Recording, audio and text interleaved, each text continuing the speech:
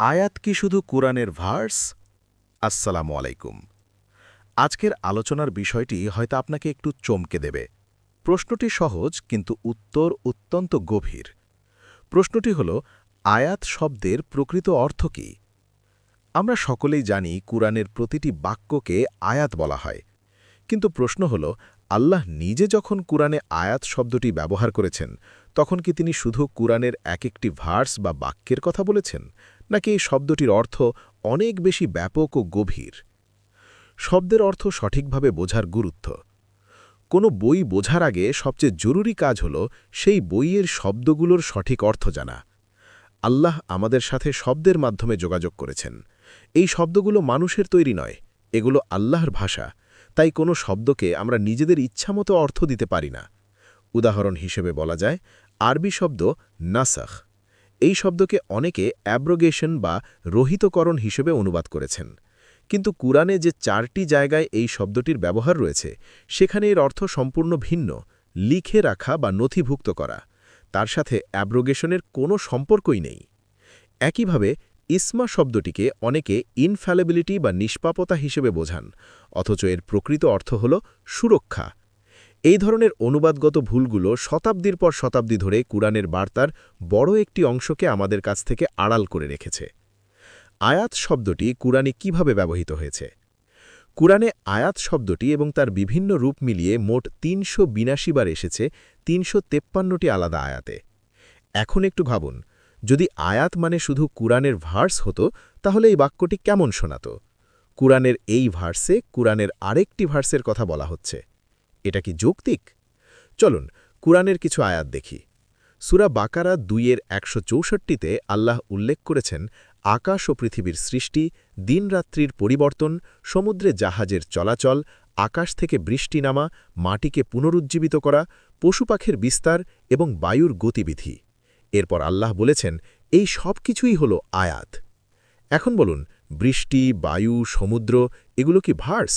নাকি এগুলো হলো আল্লাহর সৃষ্টির বাস্তব, স্পর্শযোগ্য ও পর্যবেক্ষণযোগ্য নিদর্শন, যা প্রকৃতি, মহাবিশ্ব ও সৃষ্টিজগতে ছড়িয়ে রয়েছে? আয়াত বোঝার জন্য মেধা ও প্রচেষ্টা দরকার। এখানে একটি গুরুত্বপূর্ণ বিষয় আসে।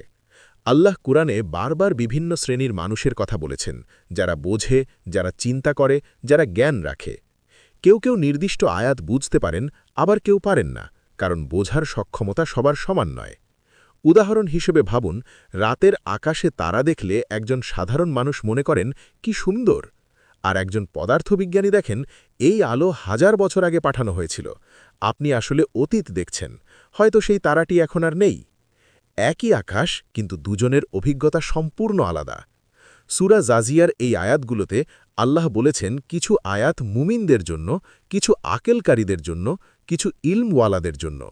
এই পার্থক্য কোনো আকস্মিক নয়, এটি অত্যন্ত সুনির্দিষ্ট। সুতরাং বোঝা যাচ্ছে আয়াত শুধু দেখার বিষয় নয়, বোঝার বিষয়, এবং বোঝার জন্য চাই গবেষণা, চিন্তা এবং মেধার বিনিয়োগ। আল্লাহকে আয়াতে ঈমান আনতে বলেছেন? এখানে একটি চমৎপ্রদ প্রশ্ন উঠে আসে। কুরআনে কি কোথাও আল্লাহ বলেছেন, আমার আয়াতে ঈমান আনো? উত্তর হল না। কুরআনের কোথাও সরাসরি এই আদেশ নেই। কেন? কারণটা যুক্তিযুক্ত। যদি আয়াত মানে হয় বাস্তব নিদর্শন, প্রকৃতির ঘটনা, সৃষ্টির নিয়ম, তাহলে কাউকে তা বিশ্বাস করতে বলা অর্থহীন যদি সে সেই আয়াত দেখতেই না পায়। একজন সাধারণ মানুষকে কোয়ান্টাম ফিজিক্সের নিদর্শনে ঈমান আনতে বলা কি ন্যায্য, যদি সে সেই জ্ঞানই না রাখেন? তবে আল্লাহ একটি বিষয়ে সতর্ক করেছেন, আয়াত দেখার পরেও তা অস্বীকার করা। সূরা বাকারা ২-এর ৯৯তে আল্লাহ বলেছেন, আমি তোমার কাছে স্পষ্ট আয়াত পাঠিয়েছি। এগুলো শুধু ফাসেকরাই প্রত্যাখ্যান করে। এখানে বিশ্বাস করো বলা হয়নি, বলা হয়েছে যে দেখেও অস্বীকার করে সেই কুফুরের পথে যায়। এই পার্থক্যটি অত্যন্ত গুরুত্বপূর্ণ। না দেখা আর দেখে অস্বীকার করা দুটো সম্পূর্ণ ভিন্ন বিষয়। তিলকা ও হাজিহি দূরত্বের ইশারা। আরবি ব্যাকরণে হাজিহি মানে এটি, যা কাছে আছে, আর তিলকা মানে সেটি, যা দূরে আছে।